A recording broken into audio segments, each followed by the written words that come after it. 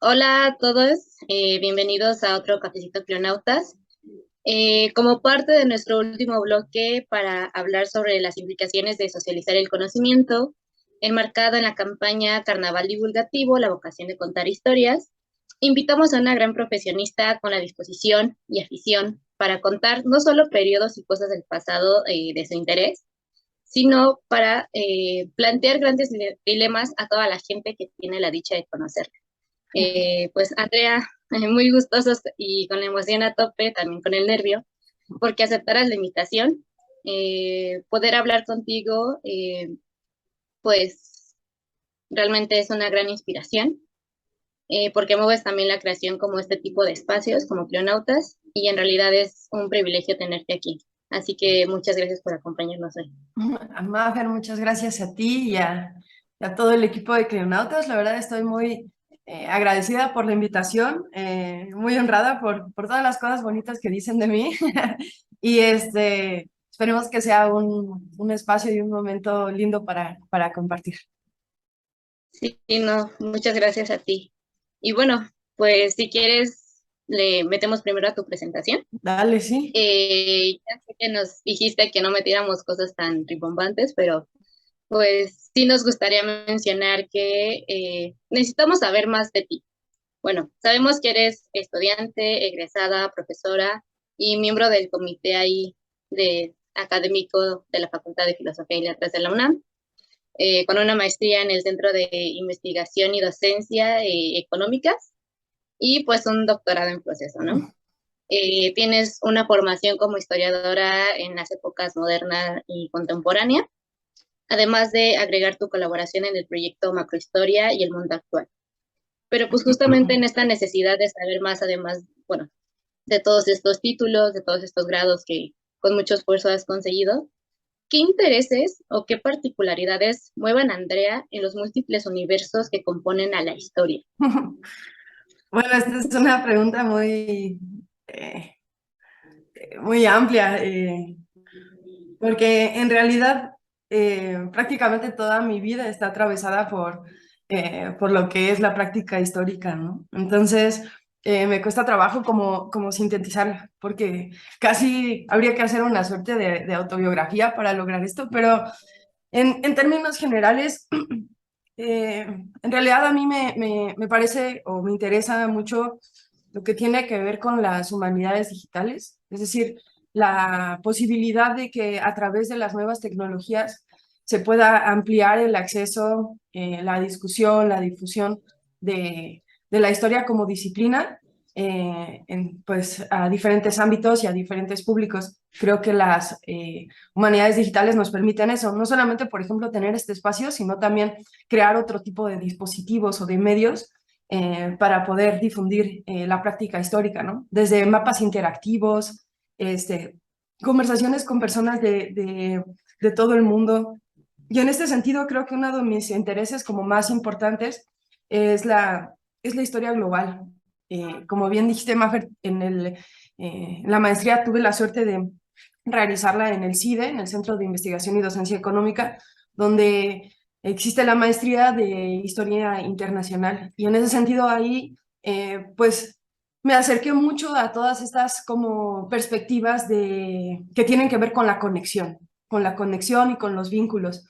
Y esto me parece muy importante, sobre todo, no, sobre todo pues en el mundo globalizado que vivimos, pero no solamente por eso, sino por la importancia de la vinculación tanto académica como humana que nos permite esta perspectiva. Y es en ese sentido, sobre todo, que entonces mi papel en macrohistoria y el mundo actual, pues es una de las pues, funciones más importantes para mí en este momento, ¿no? Que tiene que ver eh, con tratar de vincular a la academia y al público latinoamericano para poder producir y difundir conocimiento histórico con perspectiva global. Eso desde historia comparada, historia transnacional, es decir, de todas como las diferentes miradas de la historia global. Eh, y bueno, eso en el fondo es macrohistoria, este espacio donde poder vincularse. Eh, Creo que esa sería una de las primeras como intereses o particularidades que podría comentarles y tiene que ver justamente con mi propia historia, ¿no? Por eso yo les decía que es medio autobiográfico. Yo nazco en México, pero en realidad yo provengo de una familia de exiliados. Entonces, en ese sentido, como que lo transnacional me atraviesa también. Y la crítica o la mirada crítica que puedo tener hacia como las expresiones patrióticas o nacionalistas o incluso las narrativas como enfocadas en lo estatal, pues me sacan de onda un poco, ¿no? Y es ahí justo donde quiero dejar un poco de mi huella, ¿no? Como de esta perspectiva fuera de lo nacional. Pues sí, sí, sí, en realidad sí, como tienes absoluta razón en que la pregunta fue demasiado amplia y te agradecemos el esfuerzo por tratar de sintetizarlo pues en una sola cosa, en este mosaico que pues atraviesa en tu vida, como que tú partes mucho de lo personal y pues en ese sentido sí nos, por eso nos gustó como preguntarte a ti directamente qué cosas te mueven. Y bueno, en este sentido, pues también empezar a aterrizar, pues, ¿qué demonios hacemos aquí platicando acá muy, muy cómodamente? Y porque este cafecito también tiene por título La historiadora frente al presente, ¿no? Eh, y justamente, bueno, nos gustaría hacer la aclaración que el título resultó tanto por los objetivos del bloque, pero principalmente por recomendación tuya, ¿no? Así que no fue por saña también dejarte tu propia presentación en ese sentido y que te hicieras bolas, pues, desde dónde partir. Me fue una trampa, entonces, ¿eh? Para nada, para nada. Sino que realmente, como acaba de suceder, esperábamos que desde tu propia voz nos pudieras facilitar realmente este gancho para señalar que las preguntas que estamos a punto de realizarte parten de cómo los historiadores, historiadoras, constantemente tratamos de explicar nuestra existencia. En realidad, creo que a partir también de tu propia presentación, nos brindaste un mosaico muy contemporáneo, muy desde el actual y justamente desde perspectiva internacional, ¿no? Como del tejer redes por varias partes del mundo, principalmente en América Latina. Y pues nos gustaría arrancar un poco con esta primera pregunta que va de la siguiente manera. En función de la disciplina que estudiamos, ¿qué tanto nos podemos involucrar o centrar de nuestro presente? Y bueno, en esa medida de qué podría depender involucramiento o esa lejanía que podamos establecer desde nuestra formación disciplinar. Bueno, yo creo que en realidad es imposible no involucrarse. Esa sería como la primera parte de mi respuesta. Entonces, si entendemos a la historia como una producción cultural, que como cualquier otra producción, no solamente cultural, sino incluso material, está ligada al presente en el cual se está produciendo. En ese sentido, les decía que es imposible como no tener un vínculo entre el presente y lo que producimos como historiadores. La idea decimonónica, el alejamiento entre los historiadores, las historiadoras y aquel el producto que ellos, o esa explicación sobre el pasado que estaban construyendo, creo que se ha caído a pedazos, o se fue cayendo a pedazos esa narrativa durante todo el siglo XX, y ahora en el siglo XXI queda muy claro eh, que todo lo que pensamos está completamente vinculado con lo que somos, ¿no? Y con lo que vivimos día a día, con lo que experimentamos. Justamente les quería compartir que hace ya un par de años antes de la pandemia, tuve la oportunidad de tener un grupo en Historiografía General 4, un grupo muy bueno y muy comprometido en realidad con su propia carrera y con ellos mismos, con el presente. Y hicimos un experimento en donde yo les contaba al final del semestre que había que hacer una reflexión acerca de, bueno, cuáles son las nuevas historiografías que se van a escribir, porque en realidad estuvimos viendo todo siglo XIX y todo siglo XX y algunas cuestiones del siglo XXI, pero habría que hacerse la pregunta, bueno, ¿qué vamos a escribir nosotros, no? Al final nosotros somos historiadores y también tenemos que escribir. Entonces, ¿qué es lo que vamos a escribir? ¿Cómo lo vamos a escribir? ¿De qué vamos a hablar? ¿Cómo lo vamos a presentar? que había una cuestión muy clara, que era que había que hablar de eso que nos hacía como, bueno, yo les decía como que nos molestaba o que nos ardía, ¿no? Que nos quemaba la piel. Y entonces empezamos a llevar como una suerte de diario de campo, en donde ellos tenían que anotar como en las semanas lo que les iba pasando en la semana y esas reflexiones que tenían acerca de cómo, de qué les molestaba sobre el presente, ¿no? Y entonces llegamos al final del semestre con unas conclusiones bien interesantes. Por ejemplo, salió muy claro el problema de la movilidad, ¿no? O sea, el transporte era algo que preocupaba y que molestaba a muchos alumnos.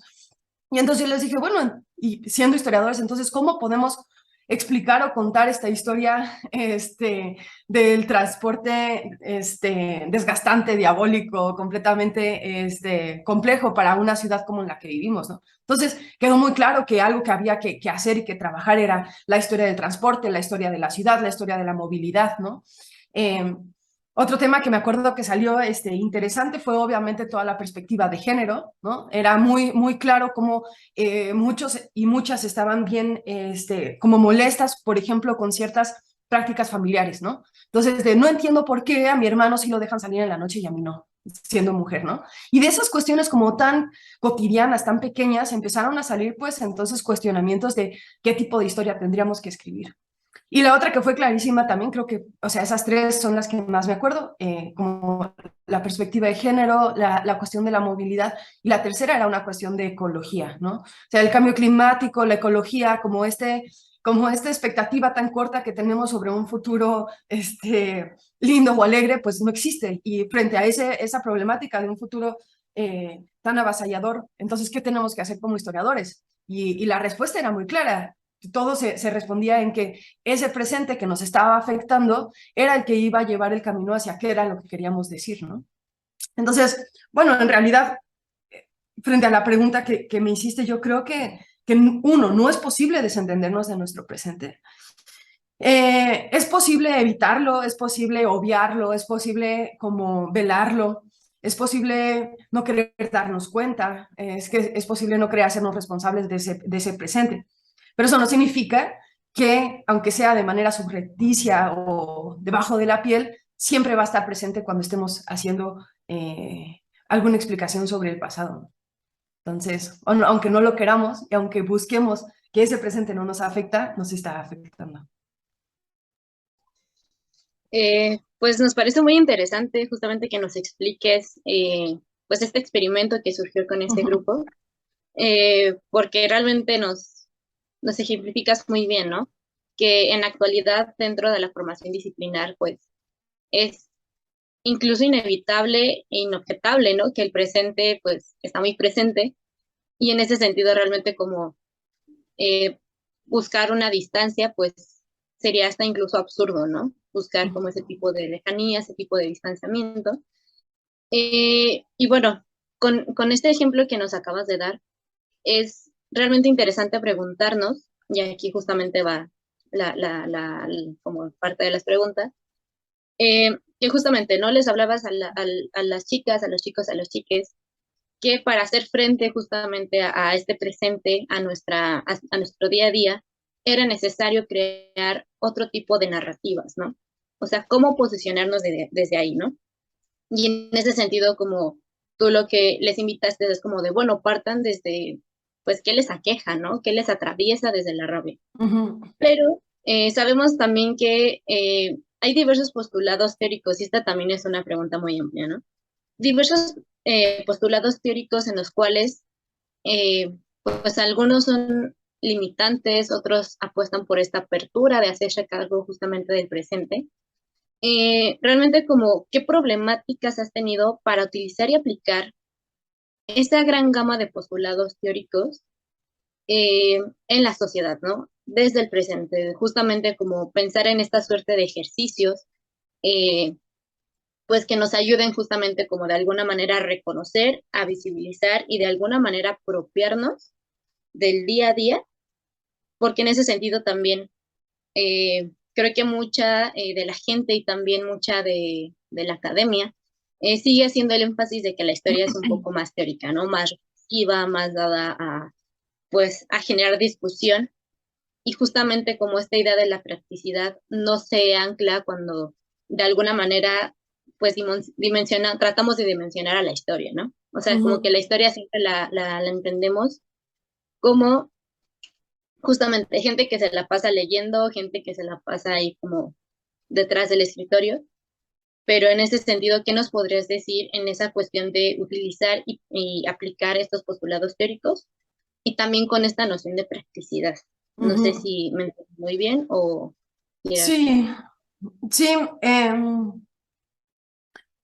Bueno, creo que aquí depende mucho como la geografía. Creo que en realidad poco a poco me he dado cuenta que en la Academia Mexicana es una academia mucho más conservadora en ese sentido, ¿no? Como pensar al historiador o a la historiadora como más retraído de la sociedad, como sin un vínculo con ese presente y con esa sociedad a la que pertenece, ¿no? Como si el opinar sobre lo que está sucediendo en el presente le quitara atributos a su propia práctica histórica. Pero me he dado cuenta que eso es una cuestión como muy local. En realidad, en otras partes de América Latina, al menos, es muy obvio que los historiadores están bien involucrados en la política actual, por ejemplo, ¿no? Entonces, yo me encontré o me he encontrado con como con este perfil de historiador e historiadora muy diferente al que nosotros estamos acostumbrados, que es como un perfil en donde son historiadores que, por ejemplo, militan en partidos políticos. Entonces, no hay una diferencia entre la militancia en el partido político y su práctica histórica. E incluso sus trabajos o sus tesis tienen una postura clara y transparente sobre desde dónde están partiendo para entender el pasado o la explicación que están haciendo, ¿no? Entonces, por un lado, eso a mí me parece súper valioso, sobre todo eh, porque por un lado transparente y clarifica la postura del historiador como investigador frente al pasado, justamente con esto que hablábamos en la pregunta anterior, es decir, si partimos que la práctica histórica se hace desde un lugar específico en el presente, pues ese lugar tiene también elementos y características políticas, filosóficas, es decir, ocupamos un lugar en el panorama, en el abanico político. Y es desde ese lugar, entonces, desde donde escribimos y pensamos. Pero si no lo hacemos transparente, pues entonces no estamos siendo como de alguna manera justos con los lectores, ¿no? En cambio, esta otra figura historiadora, política, militante, que es más abierto con desde dónde está postulando sus reflexiones, permite entonces como que salir del engaño, ¿no? O sea, por decir algo, si nosotros no estamos de acuerdo con una interpretación marxista de la historia y este historiador se plantea como un interpretador marxista de la historia, bueno, de entrada ya sabemos que tal vez no vamos a concordar con sus postulados, ¿no? Eh, entonces, en este sentido, o sea, digamos, en este preámbulo, podemos entonces justamente pensar, bueno, ¿cuál es el papel específico que tiene el historiador o la historiadora frente a la sociedad? Y yo creo que una de las cuestiones que me parece bien importante es que hemos dejado de lado el lugar el lugar que deberíamos de ocupar dentro de la discusión política actual. Es decir, me parece que los historiadores, con las diferentes herramientas que tienen, deberían de estar mucho más presentes en la creación o en la difusión del pensamiento sobre el presente. En ese sentido, ocupar el lugar que deberíamos de ocupar dentro de la opinión pública. A mí me da mucha pena, es decir, como mucha tristeza que ver tan pocos historiadores e historiadoras que publican, por ejemplo, en periódicos o que están inmersos en discusiones actuales. No son todos, ¿no? Obviamente hay gente que sí lo hace, pero yo creo que esa sería una cuestión como elemental para el historiador de hoy en día, ¿no? Tener que pensar y explicar y involucrarse en la política actual porque tiene herramientas para verla y pensarla desde otro lugar. Ese sería uno, ¿no? Y la otra característica o la otra actividad que los historiadores creo que que tienen que hacer como parte de la sociedad, es en su carácter de docentes, ¿no? En su carácter de docencia, me parece que es una responsabilidad ética que los historiadores y las historiadoras promuevan el pensamiento crítico. Es decir, no hay otro,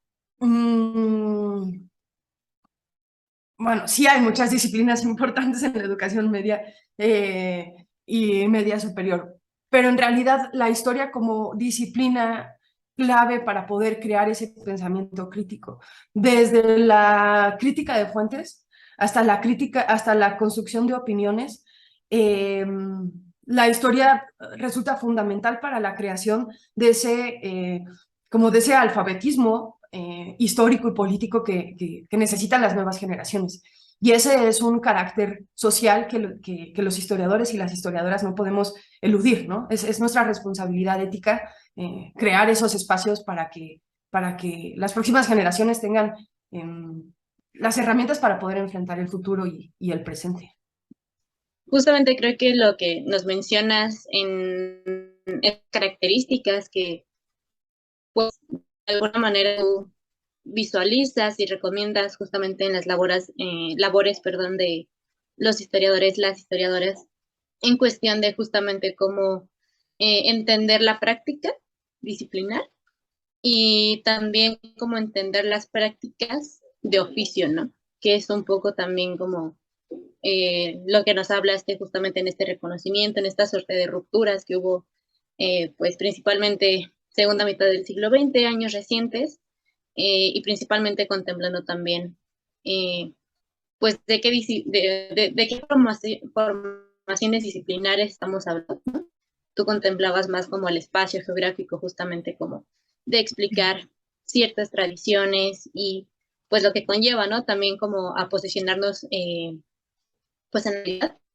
Y en ese sentido me gustaría justamente anclar, bueno, en que te mandamos, la tercera y la cuarta pregunta, de, eh, digamos, partir también como de qué suerte de pensamientos, de qué suerte de posturas, eh, digamos, propiciaron o estuvieron implicadas, influyeron en estas rupturas justamente de la concepción decimonónica del papel del historiador frente, pues, a todo lo que hace, no solamente pues frente al pasado o frente al presente o frente al futuro, sino desde su propio quehacer. Y pues en ese sentido creo que nos gustaría anclar un poco, pues, si realmente, digamos, la historia del tiempo presente como una corriente historiográfica, como una propuesta que justamente trata de enfrentarse a esta suerte de problemáticas con estas rupturas, ¿no? Que conlleva con las tradiciones. Pues digamos, que nos cuentes un poco de qué va esta historia del tiempo presente, porque sí, o sea, por ejemplo, yo recuerdo que cuando entré a la facultad, pues como que era muy sonada y solamente había una materia, ¿no? Que se llamaba así tal cual, ¿no? Historia del tiempo presente, ¿no? Pero justamente como pasando pandemia y pues ahorita empezando la presencialidad, no hay como tal, ¿no? Al menos en la malla curricular, en la Facultad de Filosofía y Letras, en el Colegio de Historia, no hay como tal, como un herramienta así factual, ¿no? De tiempo presente. Y pues justamente, ¿no? ¿Qué es lo que hace al presente historiable? O sea, porque pues muchos se quedan como de, pues, ¿qué es esto del el tiempo presente? Eh, y bueno, de algún modo también que nos puedas hablar que cómo se podría distinguir esta corriente de otras disciplinas o de otros quehaceres que se ocupan de la actualidad, ¿no? O sea, porque realmente los historiadores, historiadoras podrían distinguirse como de esta suerte de, no sé, de periodistas y pues, ajá, bueno, sé que ya como que vamos como con muchas vertientes, pero sí me gustaría como empezar a englobar desde esta corriente que nos pudieras explicar un poco más sobre estas cuestiones. Bueno, lo primero que habría que decir es que sí hay como Pues al menos un grupo de investigación, no sé si como una escuela, pero sí un grupo de investigación importante en la Ciudad de México que se dedica al tiempo presente. Yo resaltaría dos grupos de investigación. Uno es el que tiene el Instituto Mora con también algunos profesores de la universidad, que es justamente el seminario de Historia del Tiempo Presente.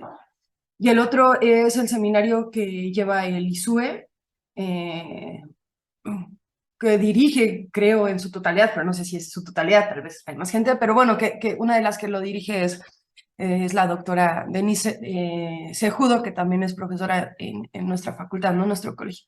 Entonces, bueno, hay que partir de ahí, ¿no? Es decir, que sí existen en México al menos estos dos espacios en donde se está reflexionando sobre el quehacer histórico a partir del enfoque de la historia del tiempo presente. Ahora, ¿qué es la historia del tiempo presente?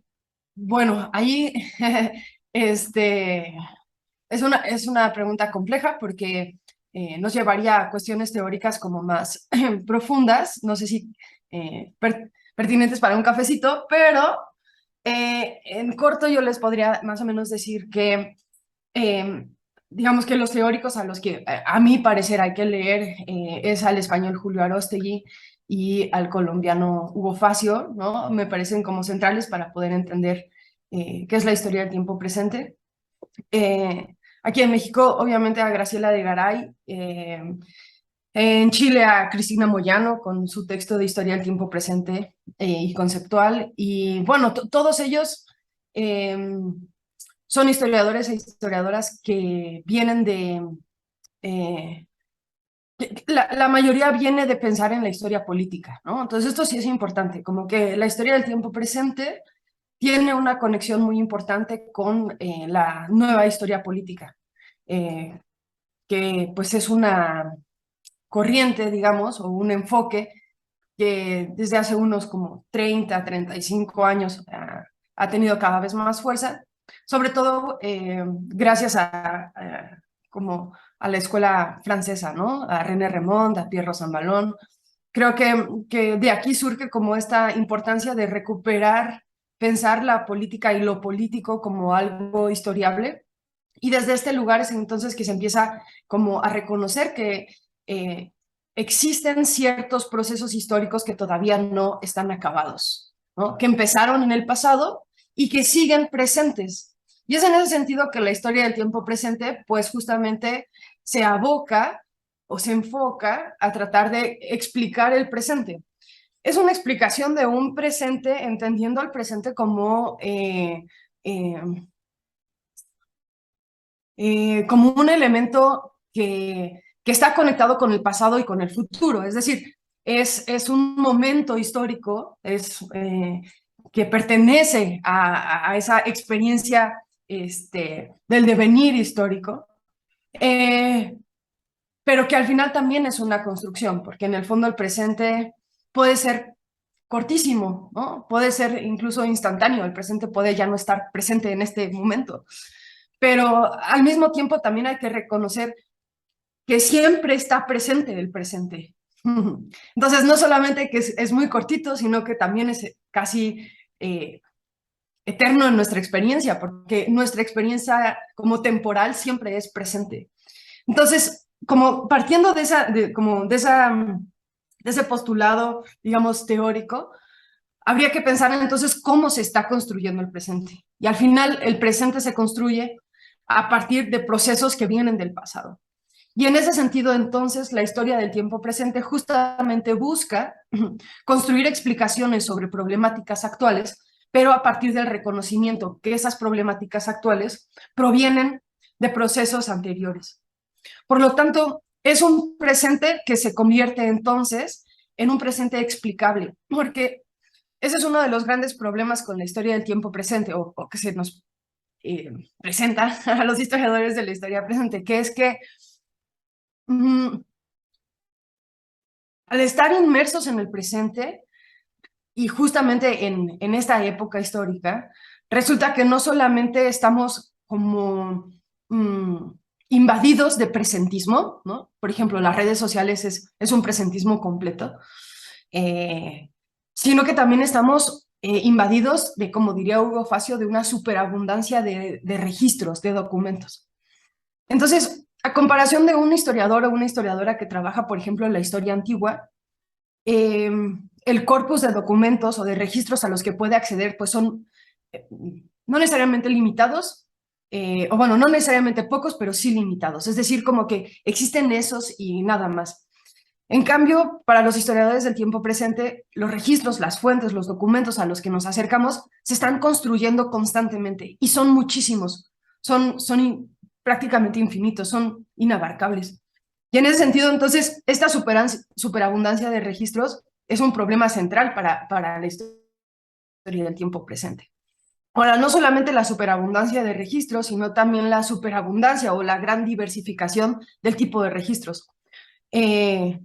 Actualmente tenemos una variedad de registros brutales, ¿no? O sea, no solamente estamos hablando de registros escritos, sino también de imágenes en movimiento, de sonido, de podcast. Es decir, hay una pues, variedad de fuentes tan grande que a veces parece que, tanto por el presentismo, por la superabundancia de documentos, como por la diversidad de esos registros, de esos documentos, es inabarcable o inexplicable en nuestro presente.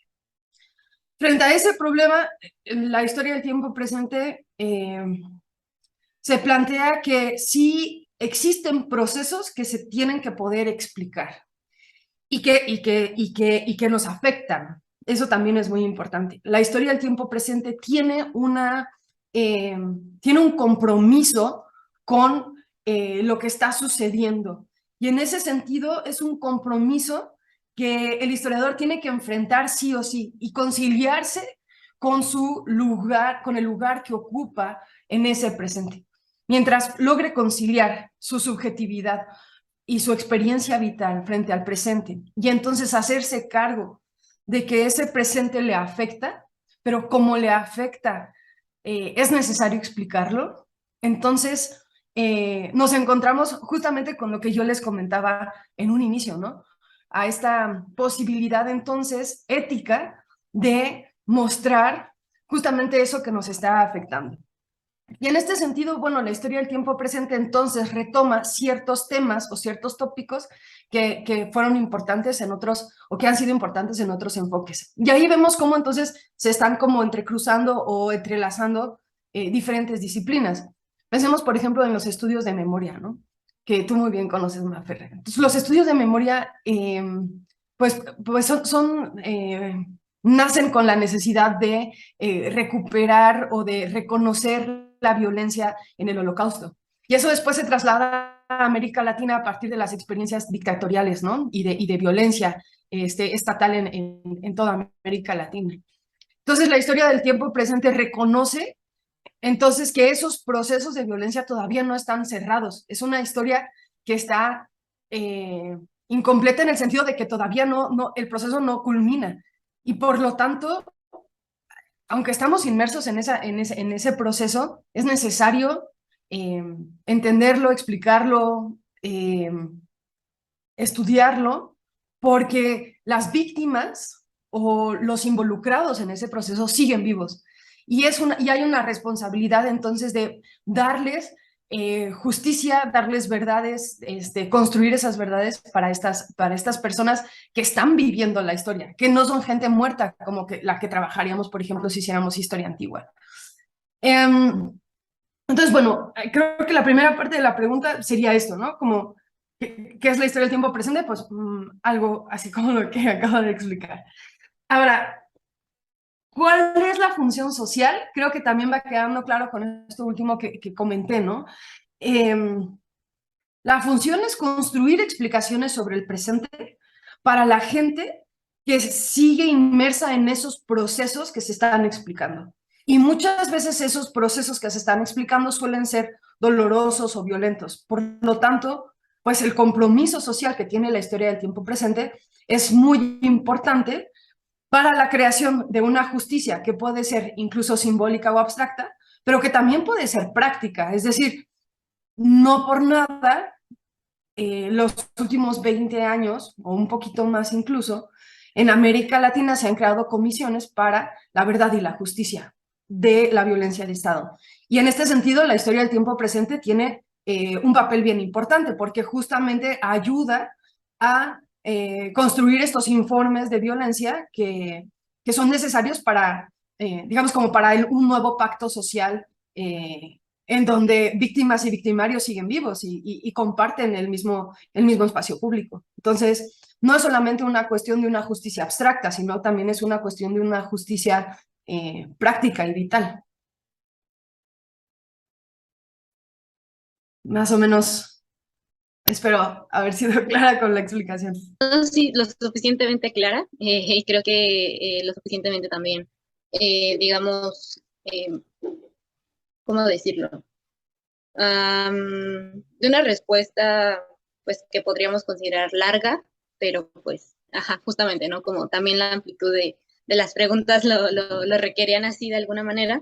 Uh -huh. Y, eh, y justo, bueno, es demasiado complejo, es demasiado complejo, interesante y también de alguna manera da cuenta de que realmente, bueno, a partir de estos estudios de investigación, a partir de una perspectiva del tiempo presente, nos habla en realidad de que también las fronteras disciplinares de algún modo se desvanecen, ¿no? O sea, aunque sí se posiciona de manera distinta y se enuncia de manera distinta y se explica de manera distinta, esas fronteras se desvanecen al momento de justamente, ¿no? O sea, de dónde te agarras para encontrar las metodologías de explicación, para encontrar las metodologías de explicación y también para encontrar estas metodologías de cómo hacer llegar a, pues, a la gente esta información, ¿no? Uh -huh. Porque como has dicho durante este cafecito, pues se apuesta por justamente la innovación tecnológica, ¿no? Uh -huh. Pero justamente creo que los medios de las redes sociales no nos son de alguna manera suficientes o no nos brindan justamente, pues digamos, esas herramientas para nosotros que estudiamos humanidades o ciencias sociales, poder acercarnos, ¿no? O sea, poder contactar, poder conectar, pues justamente dando esta seriedad profesional, pero no solo seriedad profesional, sino también como lo has recalcado, eh, pues a lo largo de esta plática, de la ética, ¿no? De la ética de, pues un profesional de la humanidad, más allá como de la historia o no solo quedándose dentro de la historia.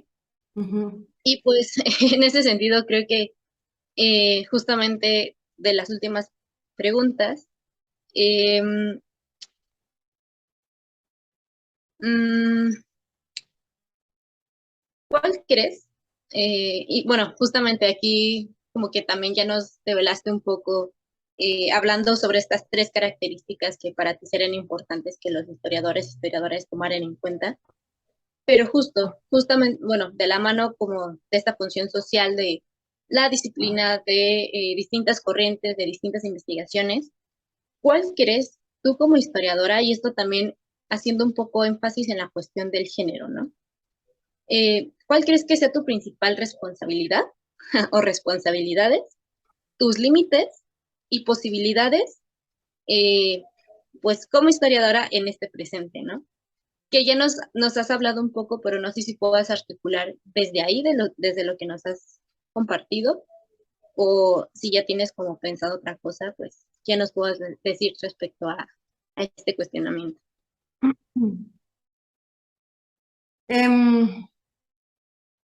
Gruchinsky, un historiador francés, sacó hace poco, yo creo que hace como unos 3 años, un texto que se llama ¿Para qué sirve la historia? Y bueno, como ustedes saben, este tipo de textos como que son comunes en cierto momento de una carrera de un historiador, ¿no? Parece que cuando ya están consagrados y ya están casi retirados, escriben este tipo de textos en donde reflexionan justamente cuáles son esas responsabilidades o qué responsabilidad tiene la historia como disciplina frente a la humanidad, ¿no? Son muy clásicos estos textos que se escribieron en los años 60, ¿no? 50 y 60 sobre qué es la historia, etc. Pero este texto de Gruchinsky me parece especialmente importante porque retoma algo que a mí me parece fundamental en la práctica histórica, y es que El mundo en el que vivimos hoy no es el mismo mundo que se vivía en el siglo XIX cuando la historia comenzó a ser una disciplina. Y obviamente no es el mismo mundo que vivimos que hace 60 años. Eh, Todos vivimos o todos formamos parte de eh, como de esta decisión arbitraria de llamar desde la Revolución Francesa hasta nuestros días, como esta época contemporánea. Pero yo no me siento contemporánea a Napoleón. No sé si ustedes sí. Yo no siento que tenga ningún tipo como de afinidad con Napoleón. O con uno, no sé, o con Mary Wollstonecraft, pues. O sea, no veo, no, mi realidad es muy diferente a la que ellas y ellos vivían hace, pues ya 200 años, ¿no?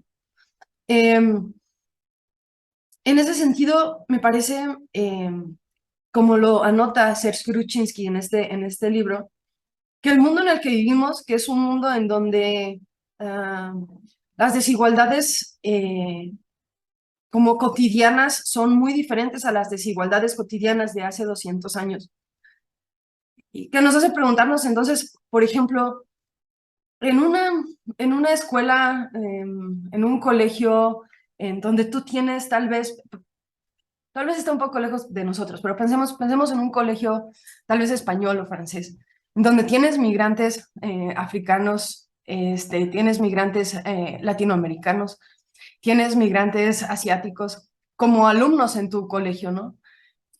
¿Cómo les explicas el descubrimiento, o si quieren, la invención de América? ¿Cómo les explicas la reconquista española? Porque en el mismo salón vas a tener entonces a aquellos descendientes que fueron reconquistados y aquellos descendientes de los que conquistaron. ¿Cómo explicas eso? ¿Cómo explicas problemáticas sociales tan fuertes y tan vigentes como, por ejemplo, la diversidad sexual o la diversidad de género? Mm, ¿Es suficiente solamente con incluir a historiadoras en el programa? Solamente con eso ya estamos entonces salvando o digamos creando un pensamiento en donde se incluya a las mujeres como una voz importante en en la creación de narrativas sobre el pasado, solamente con incluirlas. O es más bien que la gran revolución de nuestros días es justamente eh, la revolución de de la diferenciación sexogenérica. Y en ese sentido, no solamente, creo yo, pues es una revolución que, pues un cambio en las prácticas. A mi gusto, la perspectiva de género es es una propuesta que está cambiando incluso la epistemología misma, es decir, cómo concebir el mundo mismo. Y en ese sentido, no solamente es importante replantearnos si tenemos una paridad de autoras y autores en nuestros programas, sino incluso cómo se están construyendo las narrativas desde esos lugares eh, diferenciados por una experiencia eh, sexogenérica. Por supuesto que la experiencia de ser mujer es diferente a la experiencia de ser hombre y eso va a determinar cómo piensas o explicas el pasado. Pero con esta apertura que nos plantea los enfoques de género, pues también habría que preguntarse incluso eh, en cómo el binarismo o un pensamiento binario ha construido las explicaciones sobre el mundo, no solamente las históricas, ¿no? Sino sobre el mundo en general. Y cómo habría que entonces replantearse las explicaciones en un mundo que podamos concebir como no binario. Y Y eso es emocionante. O sea, creo que estamos en un momento bien emocionante, porque estamos en un momento en donde está viva la construcción de conocimiento, en donde se están tomando o tenemos que tomar decisiones bien importantes en cómo pensamos el mundo y en cómo lo estamos entonces explicando o dando cuenta de ese mundo. Y tanto en la importancia de la historia del tiempo presente como la importancia del el enfoque de género, de estos diferentes feminismos también. Nos encontramos frente a un mundo de posibilidades narrativas y explicativas que me parece hace mucho tiempo no nos enfrentábamos, ¿no? Que claro, antes había el problema de entre si estudiamos colectivos o estudiamos individuos, ¿no? Si estudiamos estructuras o estudiamos acontecimientos. Claro que es algo importante también, no estoy diciendo que no, pero no era un cambio epistemológico. Y aquí sí estamos frente a una crisis epistemológica, no solamente de la historia, sino en general de las ciencias sociales. Y eso, más que algo como que nos deba de causar nervios, creo que es algo que nos debe de causar mucha emoción y mucha motivación porque está abierto, porque el mundo está abierto para esas nuevas explicaciones. Entonces, bueno, esa sería mi postura, creo que frente a lo que me preguntaste, ¿no? O sea, ¿cuál es mi lugar? Pues ese, ¿no? Rompamos paradigmas, pensemos cómo se puede imaginar el mundo de una manera diferente y entonces expliquémoslo desde ahí. Entonces, creo que justamente en este campo de una transformación epistemológica, pues digamos en términos brutales, a partir de este binarismo, ¿no? Explicado, pues, ya desde hace mucho tiempo atrás. Y que realmente, ¿no? O sea, tú lo pones como una emoción, pero mucha gente se enfrenta como una imposibilidad, ¿no? De pensar al mundo, no bajo términos binarios, justamente entendiendo que, pues, las diferencias y las diversidades son demasiadas, ¿no? Más de las que queramos reconocer o podamos entender. Eh, y en ese sentido, creo que lo que tú estás haciendo con esta explicación eh, de justamente de la actualidad, eh, tú pones o abocas tu responsabilidad justamente de aventurarte, como de entrarle a esta cuestión de debate de justamente, ¿no?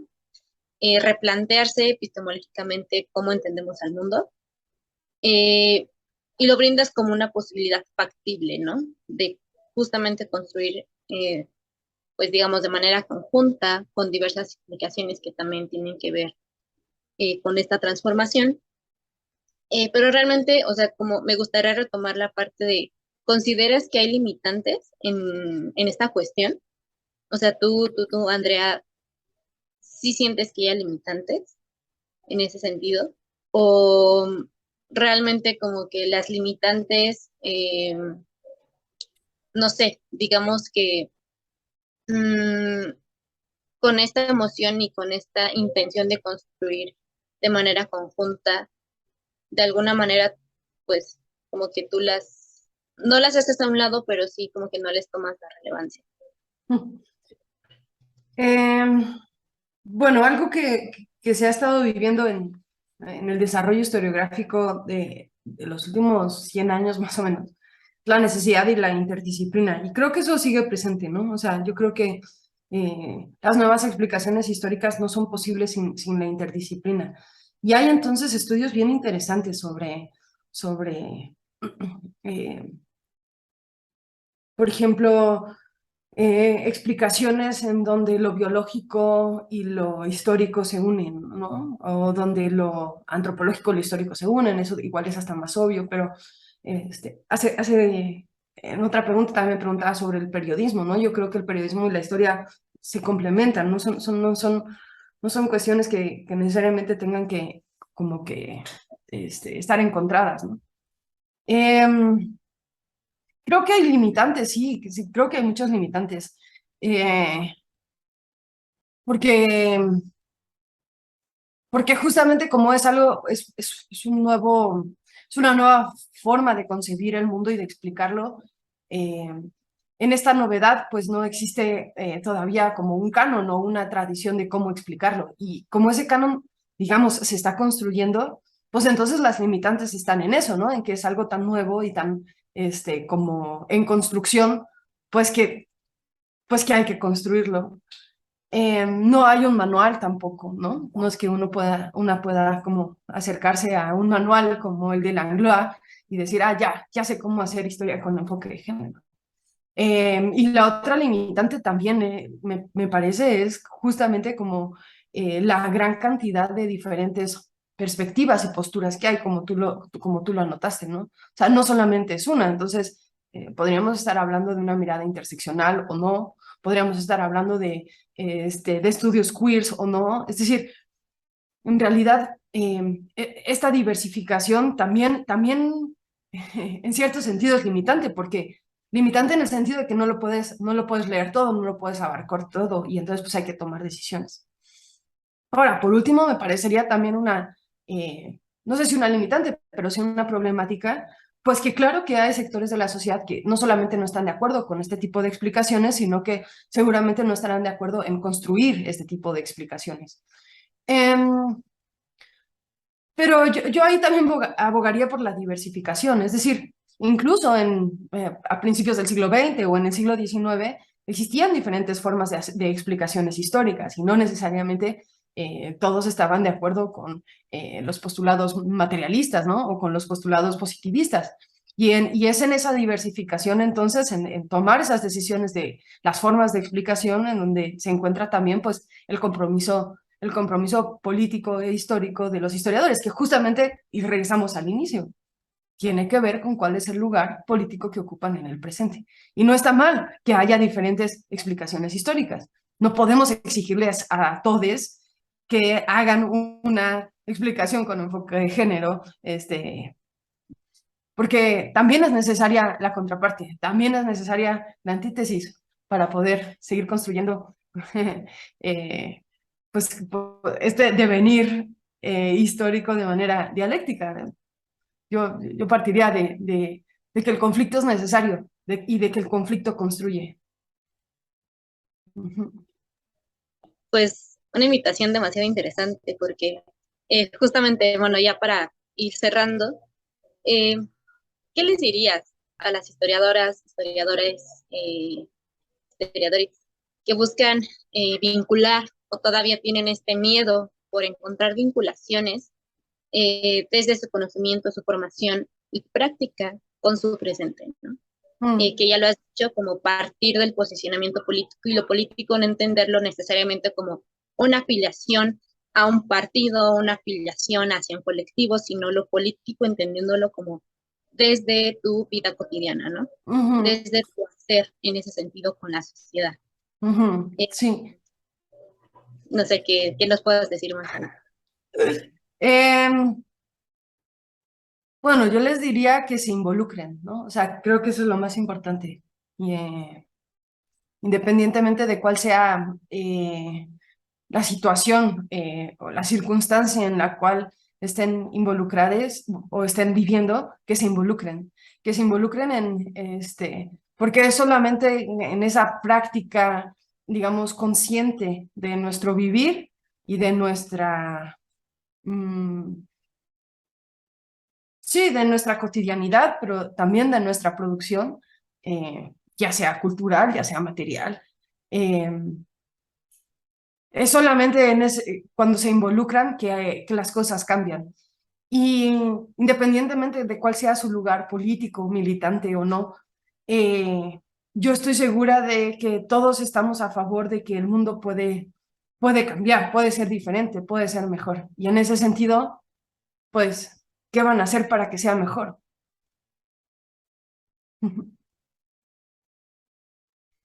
Pues me parece un cierre maravilloso. Creo que justamente nos encontramos por una apuesta por mejorar las cosas y qué mejores palabras para incentivar y motivar a las personas que nos están escuchando. Y pues mira, se nos agotó el tiempo de esta interesante conversación y seguramente habrá más ideas, dudas y reflexiones que salgan a partir pues de tu escucha, tal vez de alguna otra cosa que pues se les haya ocurrido pues sí, al estar en sintonía con este cafecito.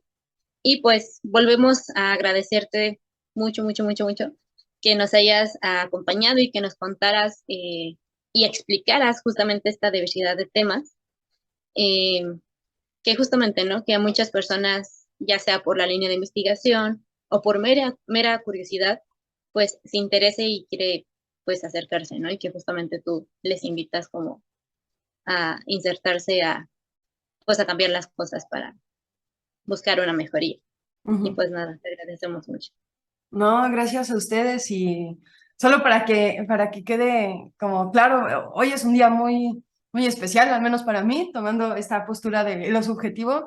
Gracias por esta entrevista, justamente hoy en este día tan especial y tan fuerte, que es el 11 de septiembre, que se cumplen este, 49 años del golpe de Estado en Chile. Y nada, ¿no? Ahí pensemos en ese pasado que nos sigue atravesando en este presente. Gracias, Maffer, gracias, Dani, gracias, Francisco, cuando ahí escuches esto y cualquier cosa, pues tienen mi contacto. Sí, sí, sí, sí, definitivamente. Y sí, no habíamos caído tan en cuenta de la fecha tan importante que es el golpe de Chile. Y sí, no te preocupes por eso. Te agradecemos mucho. Y bueno, para la gente que nos va a ver en este 14 de septiembre, les invitamos a conocer los trabajos de nuestra invitada. Muchos pueden encontrarlos en redes. Y pues su colaboración en el proyecto Macrohistoria y Mundo Actual. Les vamos a dejar las ligas de sus redes sociales y bueno, la entrada a sus números de revista también que ya están sacando, ¿no? En este proyecto colaborativo. Y bueno, esperamos verles pronto y pues con más invitados que pues en estos acogedores espacios como es el cafecito, ¿no? Entonces, muchas gracias por estar aquí. A ustedes, un abrazote.